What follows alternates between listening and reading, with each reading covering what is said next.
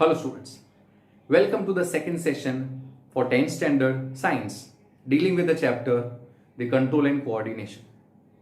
Well, up till now we have discussed very well about the structure of a typical neuron and how the nervous system and the muscular system in a well coordinated manner helps to control the entire body. Further, we have discussed very well about the reflex arc and the reflex action. Now today our main focus of attention is on the other aspects of the nervous system and mainly talking about the structure of the human brain. The human nervous system is basically categorized into the three basic parts. The central nervous system, which is there at the centralmost regions of our body. The peripheral nervous system, basically present towards the lateral sides,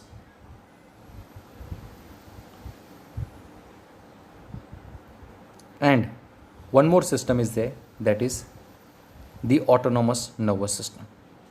Well, the central nervous system includes the brain and the spinal cord. Its main function is to get information from the body and send out the various instructions. So let us go into the crux of it. Well, all these informations are traveling from various organs to the brain. So the brain is the integral central region which identifies and relays all the informations. So it basically consists of, the central nervous system basically consists of the brain and the spinal cord. Furthermore, now let us observe the parts of a typical brain. Brain is the main coordinating center of the body. The brain has the three major parts or the regions, namely the forebrain, the midbrain and the hindbrain. Various regions have their own respective activities and the functions. This brain constitutes the 2% of the entire body. Now let us go into the functions of all of them. Now the forebrain is the main thinking part of the brain. Brain is basically protected by the cranium, that is the brain box, and it has the fluid known as the cerebral fluid, which basically protects the brain from the mechanical shocks. In between the cranium and the brain, there are meninges, which protects the brain from various sorts of harmful injuries also. Numerous neurons are basically located, which helps in the transfer of the messages from the brain to the various regions of the body. If you observe the structure of the typical brain regions, here we can observe a lot of neurons are there, which helps in the transfer of the information from one part of the body to the other part through the nervous system. Well, let us go into the crux of it. The forebrain is the main thinking part of the brain. It has regions which receives the sensory information from various receptors, and there are separate areas of the forebrains which are specialized for hearing, smell, sight and so on. So all the parts of the brain, they do their respective work based on the functions which they basically perform. The sensory informations, which we can see very well, going from the sense organs to the brain, and then from the brain the motor information, it reaches to the specific organs. So there are separate areas of the forebrain specialized for hearing, smell, sight and so on. There are separate areas for the association where this sensory information is interpreted. It is identified by putting it together with the information from other receptors as well as with the information that is already stored in the brain. So the identification is basically done by the brain. Here we can easily observe the three major regions: the forebrain, the midbrain, and the hindbrain. So the forebrain mainly consists of the cerebellum, or I should say the cerebrum, the pituitary gland, the hypothalamus, and the thalamus.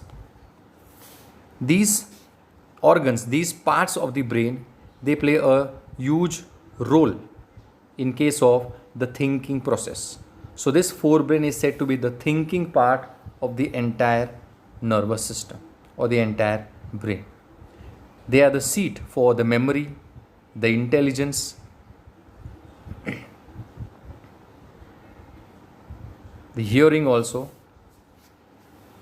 as well as the smell and the sight. Furthermore, such like part, that is the thalamus and the hypothalamus, they also play a huge role in the formation of the couples and the awareness, that is the sexual awareness in relation to the opposite sex, as well as in the identification of the individuals. The seat for the pain and the pressure, which is mainly done by the thalamus. Furthermore, the body temperature is mainly controlled by the hypothalamus. Here we can easily observe the specific locations of it inside the brain.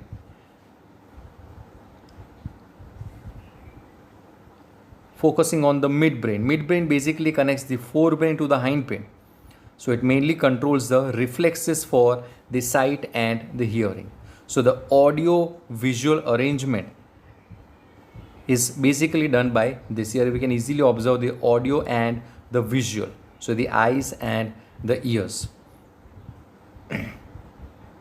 Now the hindbrain. It mainly consists of the cerebellum, the flower-shaped structure we can observe here, the pons, the small bilobed structure, and the lowermost part of it known as the medulla. It helps in case of various voluntary activities like the walking, the cycling, and writing too.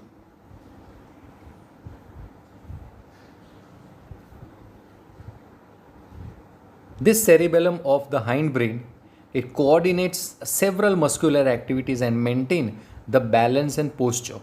Means the way we are running, the way we are sitting, the way we are standing.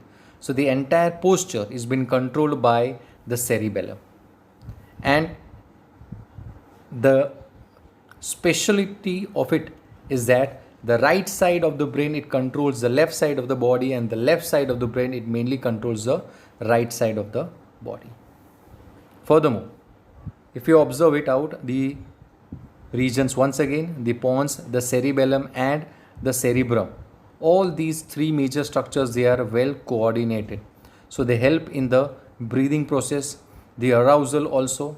Here the arousal means the sexual arousal, that is the awareness which is there.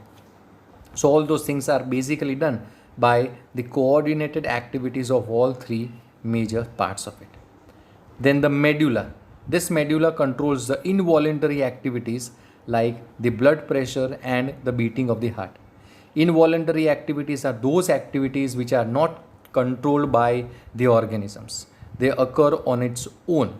They are said to be the involuntary activities. While the voluntary activities are done by the human being itself. So therefore they are said to be the voluntary activities. Furthermore, moving into the spinal cord. Well, the spinal cord is the elongation of the medulla oblongata, and it runs from the back up to the tail part of the buttocks. That is, it starts from the medulla and it extends from the medulla of the brain through the whole length of the vertebral columns also. So here we can observe the entire length of it. It is basically protected by the vertebral column, or also known as the backbone. And there are numerous vertebrae, and in between the vertebrae there are a lot of cartilages which help in the proper movement of it. Next is the peripheral nervous system, which basically consists of the cranial nerves and the spinal nerves. So the nerves which arise from the brain are said to be the cranial nerves, and the nerves which arise from the spinal cord, they are said to be the spinal nerves. And these cranial nerves basically originate from the brain, while the spinal nerves, they originate from the spinal cord. In the further standards, you will be able to learn the names of all these nerves and the typical numbers also when you go to your higher standards. And these nerves, the cranial and the spinal nerves, they help in the proper coordination of various activities. So the name of the chapter itself, that is the control and coordination, it is basically through the cranial and the spinal nerves. The messages are being transferred by these nerves. Furthermore, these cranial nerves, they originate from the brain, and the spinal nerves originating from the spinal cord. There are variations in these types. They may be sensory or they may be motor also. Sensory nerves, they transfer the messages from the sensory organs to the brain, and the brain or the spinal cord will basically be identifying the information, and it will be traveling from the brain or the spinal cord to the sensory organ, that is the motor nerves. So from the sensory organ to the brain is by the sensory, and from the brain to the organ is by the motor nerves. And all these informations are being controlled and coordinated in a well effective manner with the help of various enzymes and various hormones that are present inside our body. And these hormones and enzymes, they instigate the process and make it very fast. So within a blink of an eye, all these processes, they ultimately take place. Furthermore,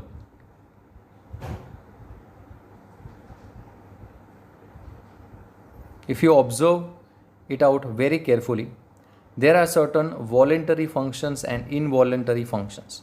So the voluntary activities are the activities which we can control, and the involuntary ones are the ones which are not under our control, which occurs on its own. So they are said to be the involuntary activities. So the autonomous nervous system, the third part of the nervous system, that is the automatic. So the activities which occur on its own are basically controlled by the autonomous nervous system. Now, which are these activities? So let us go into the crux of it. So here we can easily observe that the autonomous nervous system includes the motor nerves that control the involuntary actions.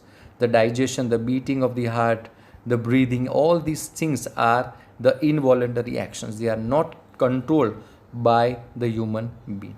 So they are not under the control of a human being. So they are said to be the involuntary actions. And these are also very much important. Whether we are awake or whether we are sleeping, all these activities, they continuously go on. Focusing on the voluntary activities.